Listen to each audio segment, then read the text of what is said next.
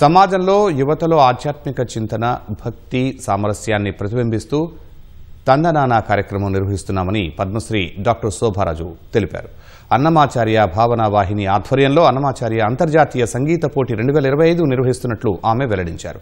Hyderabad Madhapur అన్నమయ్యపురంలో media సమావేశం నిర్వహించిన ఆమె అన్నమయ్య సంకీర్తనల్లో తందనానా పేరుతో కార్యక్రమం నిర్వహిస్తున్నామన్నారు. అంతర్జాతీయంగా 12 దేశాల నుంచి 600 ప్రవేశాలు వచ్చాయని అన్నమాచార్య అంతర్జాతీయ సంగీత పోటీ డైరెక్టర్ జ్యోత్స్న తెలిపారు.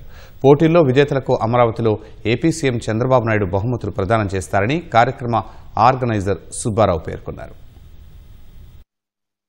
ఉద్దేశం ఏంటంటే భావి తరాల్లో ముఖ్యంగా యువతలో ఈ అన్నమాచార్య సంకీర్తనల్లోని విలువలు నాటుకోవాలి.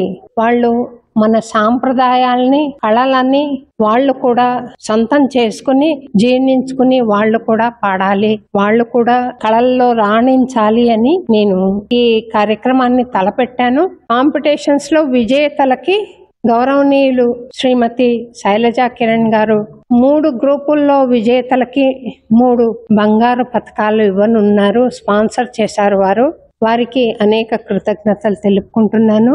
ఈ కాంపిటీషన్స్ కి 12 కంట్రీస్ నుంచి పార్టిసిపేషన్ వచ్చిందండి.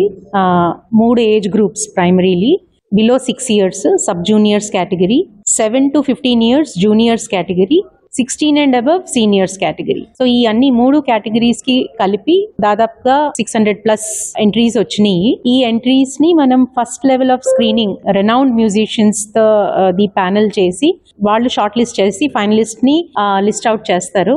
ఈ ఎంట్రీస్ అన్నింటినీ స్క్రీన్ చేసి వాటిని సెలెక్ట్ చేయడం జరుగుతుంది. దీనికి మార్గదర్శి గ్రూప్ స్పాన్సర్స్ గా ఉన్న విషయం ETV life spiritual channel associate అయి సపోర్ట్ చేస్తున్న విషయం అందరికి తెలిసిందే. అలా కాకుండా అమెరికాలో ఉన్న తానా అతిపెద్ద తెలుగు సంస్థ వాళ్ళు కూడా అసోసియేట్ గా ఉండి ఈ కార్యక్రమ వివరాలు అమెరికాలో ఉన్న తెలుగు వాళ్ళకి పంచడంలో వాళ్ళు కూడా ముఖ్య పాత్ర చేశారు. ఇంకా రాబోయే నెల రోజుల్లో మేము ఇంకా కొంతమంది అన్నమాచార్య భావన వాహిని శ్రేయోభిలాషిని, తర్వాత బిజినెస్ హౌసెస్ ని, కార్పొరేట్స్ ని కన్సల్ట్ చేస్తున్నాము.